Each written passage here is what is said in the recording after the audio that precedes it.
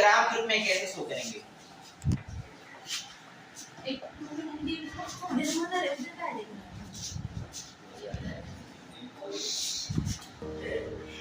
Graphical representation of non uniform motion.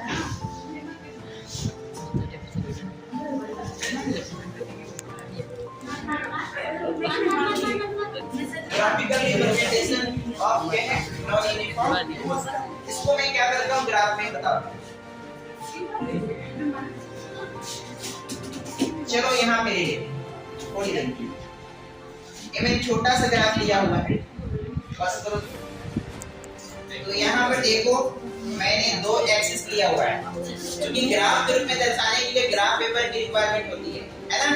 Graph paper चाहिए, but graph paper यहाँ पे black board में show नहीं कर सकते, लेकिन हाँ ग्राफ पेपर के जैसा ही मैं समझा दूंगा तो आप ग्राफ की बना सकते हैं। इसमें ग्राफ रिप्रेजेंटेशन में दो चीज को ध्यान रखना पड़ता है। मेनली टू एक्सिस को ध्यान में रखना है। This is a y axis and this is a x axis. The name of the two axes, one of the x axis and second of the y axis. And विशेष रूप से ध्यान देने वाली बात है कि जब ऊपर को ये वाला रखेंगे लाइन को, तो इसको मैं y axis नाम दिया और इसको हमने क्या नाम दिया? x axis नाम दिया। हमेशा याद रखना नीचे की लाइनों को यानी बेस की लाइनों को हम क्या बोलेंगे? एक्सिस को x नाम देंगे और परपेंडिकुलर को क्या बोलेंगे? हम y एक्सिस देंगे। अब इसमें हमें दो जो हमारे पास मेजरमेंट है उसको मैं रखूंगा। यहाँ पर दो मेजरमेंट है, एक तो टाइम है और दूसरी डिस्टेंस है। टाइम जो भी यूनिट में दिया रहेगा, this is a unit of the times, है ना? टाइम का यूनिट है कौन कौन है? एक तो मिनट है और दूसरी यहाँ पर डिस्टेंस का क्या है? किलोमीटर। क्योंकि कई सारे यहाँ पर यूनिट होते हैं। टाइम को सेकंड से भी मेजर करते हैं, है ना? उसके साथ आवर्स यानी घंटे में भी मेजर करते हैं। उसी प्रकार डिस्टेंस को हम किलोमीटर के साथ साथ हम और भी जैसे कि मीटर्स, नैनोमीटर्स, इसके और भी ज्यादा जाएंगे तो और भी बड़े बड़े जो हैं किलोमीटर के बाद होते हैं। तो मेजर में क्या दिया हुआ ये ध्यान रखना बहुत जरूरी है। यहाँ पर दिया हुआ है किलोमीटर और यहाँ पर दिया है मिनट। तो जो यूनिट दिया रहेगा हम उसी यूनिट को यहाँ पे लिखेंगे। जैसे मैं टाइम को हमेशा नीचे लिखूंगा, टाइम को हमेशा क्या करूंगा? नीचे लिखूंगा। तो मैं यहाँ पे लिख दे रहा हूँ टाइम। टाइम कितना तो क्या में है? इन मिनट्स। मिनट में दिया है तो मिनट में ही लिखोगे, पहली बात ध्यान में समझिए, ठीक है? अब यहाँ पर क्या दिया हुआ है? डिस्टेंस। डिस्टेंस को मैं इस एक्सिस में लिख लूंगा, डिस्टेंस इन किलोमीटर। ये हमारे पास दो एक्सिस में मैंने पहली एक्सिस में एक्स एक्सिस में क्या किया? टाइम को रख लिया और दूसरी एक्सिस में क्या कर लिया? डिस्टेंस को रख लिया, ठीक है? यहाँ पे क्लियर हुआ? अब इसको मैं क्या करूंगा? इसमें कुछ मैं यहाँ पर नंबरिंग करूंगा, क्योंकि नंबरिंग करेंगे तभी मैं इसको कर पाऊंगा। तो ध्यान देना कि यहाँ पर कितना कितना दिया हुआ है डाटा, 10, 20, 30 एंड 40। यहाँ पर कितना दिया हुआ है? 10, 25, 35, 45। हम कितना ऐसा रखें मेजर ताकि हमें ग्राफ रिप्रेजेंट करने में आसानी हो। सबसे पहले ध्यान देना है यहाँ पर जो हम रखेंगे ये लाइनों में मैं 5 का टेबल या 10 का टेबल या 2 का टेबल यानी जो भी हम शुरू करेंगे हमेशा वो हम जो डिफरेंस रखेंगे बराबर रखेंगे। ऐसा नहीं है कि यहाँ पर 10 रख लिया और यहाँ पे 15 रख लिया, यहाँ पर फिर मैंने अपने मन से 20 रख लिया, 20 रख लिया। तो ऐसे देखो डिफरेंस ना सेम नहीं जा रहा है। यहाँ पर डिफरेंस 5 है तो यहाँ पर डिफरेंस 10 है, तो ऐसे में कॉलम गलत हो जाता है। ऐसा वाला मेजर करने में क्या होगा? ग्राफ क्या हो जाती है? गलत। आपको ध्यान रखना है कि हम जो भी रखें सबके आगे जो स्टेप बाय स्टेप क्या होना चाहिए? डिफरेंस बराबर होगा और इतना ऊपर तक जाना है कि हमारा ये यूनिट जो नंबरिंग है यहाँ तक आ जाए। क्योंकि 2 का टेबल करोगे यहाँ पर तो 2, 4, 6, 8 इतना सारा ऊपर लंबा चला जाएगा, है ना? तो यहाँ पर 2 की कोई जरूरत नहीं है, जरूरत के अनुसार यहाँ पर चेंज होता है। तो मैं यहाँ पर देखो डिस्टेंस को देख लेता हूँ 10, 25 यानी अगर मैं 25, 10 का टेबल लेता हूँ तो ये सब इसमें जो है ना लागू नहीं होगा, अप्लाई नहीं होगा क्योंकि डिफरेंस गड़बड़ा जाएगा। तो मैं यहाँ पर ना 5 का रख लेता हूँ। कितना रख लेता हूँ? 5 का रखूंगा ना तो आ जाएगा। देखो कैसे मैं यहाँ पर सामने में जस्ट यहाँ पर सामने रख लिया 5, यहाँ पर बस डिफरेंस को भी इतना। अब चूंकि ग्राफ नहीं है तो थोड़ी बहुत ऊपर नीचे हो सकती है, बट ध्यान रखना है कि हमें इसको क्या होना चाहिए, बराबर में रखना होगा।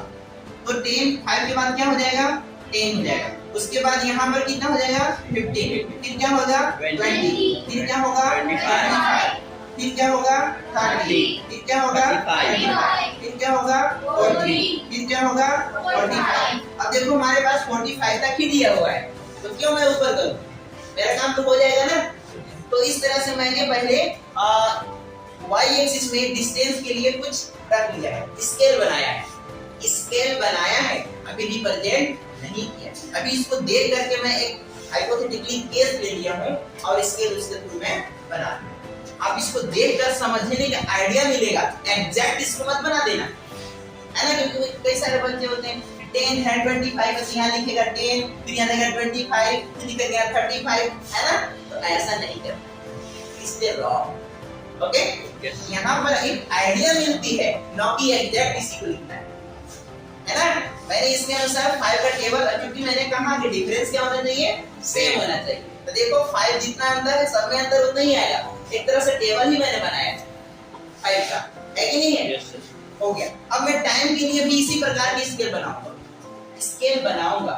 स्केल अपने अकॉर्डिंग बनाया जाता है, लेकिन कुछ आइडिया इससे लेकर, ताकि हमें इसको बनाने में या इसको ड्राइंग करने में कोई दिक्कत ना हो। तो यहाँ पर देखो 10, 25, 35, 40 है। अब चाहो तो 10 का भी ले सकते हो, यहाँ पर आप चाहो तो यहाँ नीचे 10 का भी ले सकते हो, कोई दिक्कत नहीं होगा, क्योंकि सब में डिफरेंस तो बराबर हो जा रहा है, रिक्वायरमेंट पड़ेगी तो हो जाएगा।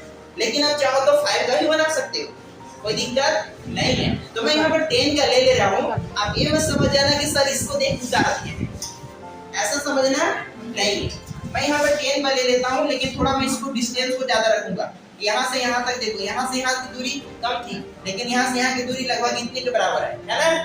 तो मैंने 10 लिया है, फिर यहाँ पर क्या लिया है 20, फिर यहाँ पर क्या लिया है 30, फिर यहाँ पर क्या लिया है 40, फिर यहाँ पर क्या लिया है 50, फिर यहाँ पर क्या लिया है 60। इस तरह से मैंने क्या बना लिया, स्केल बना लिया।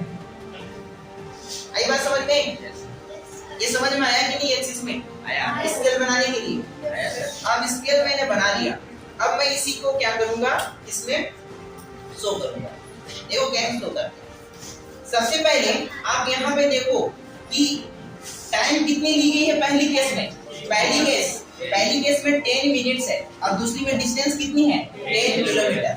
यानी किलोमीटर के लिए हम इस एक्सिस को ध्यान में रखेंगे और टाइम के लिए मैं एक्स एक्सिस में ध्यान रखूंगा। 10 यहाँ पर है, इसमें 10 खोजो, 10 ढूंढो, 10 कहाँ है, इस जगह है। अब इधर देखो नीचे कितना है 10 ही है, डिस्टेंस में 10 ढूंढो, डिस्टेंस वाला एक्सिस में, ये वाला एक्सिस है ना। तो 10 यहाँ पे है, तो मैं इसको ऐसा करता हूँ कि इधर ले आता हूँ और इसको इसके ऊपर ले जाऊंगा। ये ऊपर जाएगा और ये परपेंडिकुलर ऐसे जाएगा, है ना, ऐसे जाएगा और ये ऐसे जाएगा।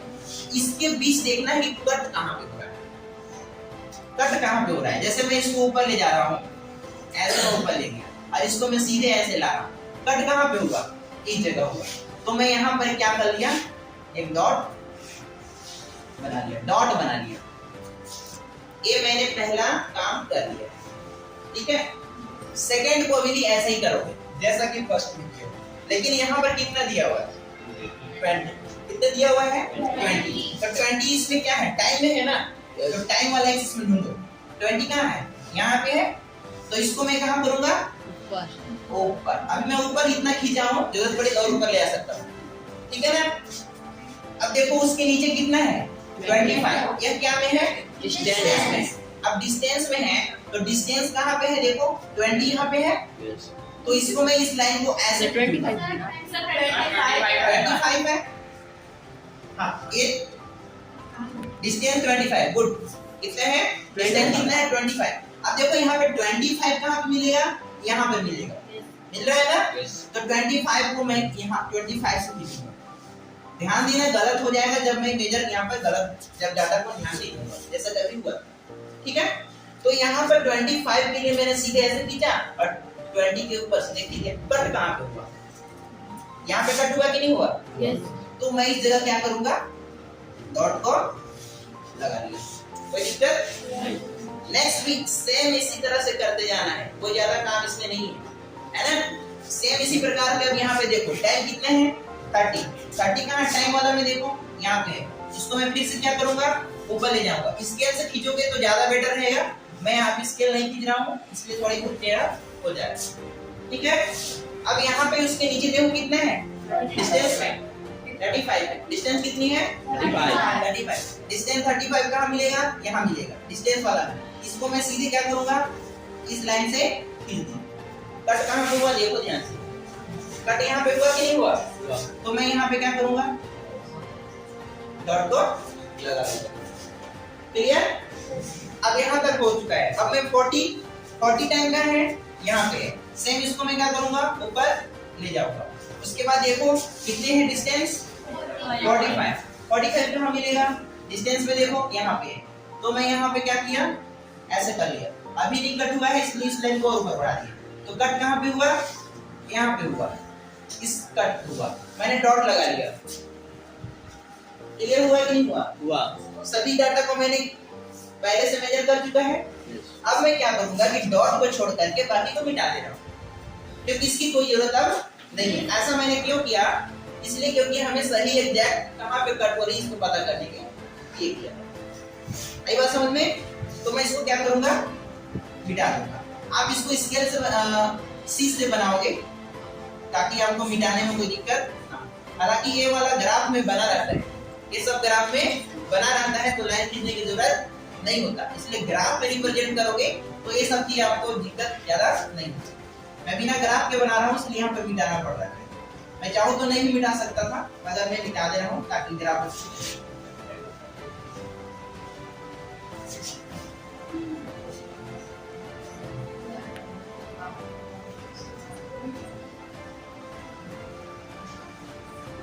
क्लियर। अब मैं इस डॉट को क्या करूंगा सभी डॉट को ध्यान से मिलाऊंगा। अब कोई सारे देखो मेथड क्या है मिलाने का, क्योंकि कई सारे बच्चे यहाँ और यहाँ से लाइन क्या करेंगे स्केल खींचेंगे और डायरेक्ट मिला देंगे, इस बिंदु को ध्यान नहीं देंगे। लेकिन लाइन खींचने का तरीका ये है इसमें ग्राफ में कि पहली बिंदु और इस बिंदु को पहले मिलाओ सीधे स्ट्रेट। स्केल खींचना है तो इसको यहाँ से यहाँ तक मिलाओ, यहाँ देखने की कोई जरूरत नहीं है। आपको इसमें और इसमें मिलाना है, एकदम क्या है स्ट्रेट होना चाहिए बीचों बीच एकदम कंडीशन में। तो देखो मैं कोशिश कर रहा हूँ थोड़ी बहुत अगर टेढ़ा होता है इसका मतलब है कि स्केल के बिना कर रहा हूँ है ना। आप बिना स्केल के करोगे ऐसे तो मैं गलत कर दूंगा। यही बात समझ में? तो यहाँ पे देखो ये जो है मैं सीधे यहाँ पे कोशिश कर रहा हूँ इसको मैं बना लिया। बना ना, ये पहली बिंदु हमने मिलाया। अब जो है सेकेंड क्या करूंगा मैं कि इस डॉट को और इस डॉट को सीधे करूंगा। पूरी डॉट को ध्यान नहीं देना है, बस दो डॉट के बीच में स्ट्रेट लाइन खींचना है। तो मैं इस डॉट और इस डॉट को बीच में करना चाहता हूँ। तो मैं यहाँ से चाहे टेढ़ा हो सीधा हो से कोई मतलब नहीं है, आप बस इस डॉट को सीधे मिलाने सीखो। यहाँ पे टेढ़ा हुआ इससे कोई दिक्कत नहीं है, सीधा करने की कोशिश मत करना। एक बार समझ में? यहाँ पर जो मेजर किया गया है उसके अकॉर्डिंग चलना है। ये डॉट मैंने मिला दिया। अब सेम इसी प्रकार का काम इस डॉट और इस डॉट में करेंगे। तो यहाँ से यहाँ तक मिलाना है तो हम क्या करेंगे, अब थोड़ा सा यहाँ देखो गलत हो रहा है तो मैं इसको डिलीट करता हूँ और यहाँ से ऐसे है ना। यस ये देखो मिल गया। सेम इसी प्रकार यहाँ करो। देखो अब चाहो तो इसको थोड़ा सा ऊपर ले जा सकते हो, मैं यहाँ पर ऐसे करता हूँ। अब चाहो तो यहाँ कर भी सकते हो करता हूँ। ये रहा हमारे पास graphical representations of the non-uniform motion given the tables data। इस टेबल्स के अकॉर्डिंग हमने इस ग्राफ को देखो बना लिया। आपको कभी भी ऐसी ग्राफ मिले तो आप इसको देख करके, मैं अगर मान लो इसको क्या करता हूँ मिटा दिया। अब मैं क्या किया इसको मिटा दिया। अब बताओ कि क्या किया मोशन कैसे हुआ है। ग्राफ को देख करके बताओ कि मोशन कैसे हुआ है। देखो डॉट मैंने मिटाया है, डॉट हमने नहीं मिटाया है। इसके अकॉर्डिंग आप सोच सकते हो ग्राफ कैसे बनाए हैं। हम जब बनाने सीख जाएंगे तो एनालिसिस भी करने सीख जाएंगे।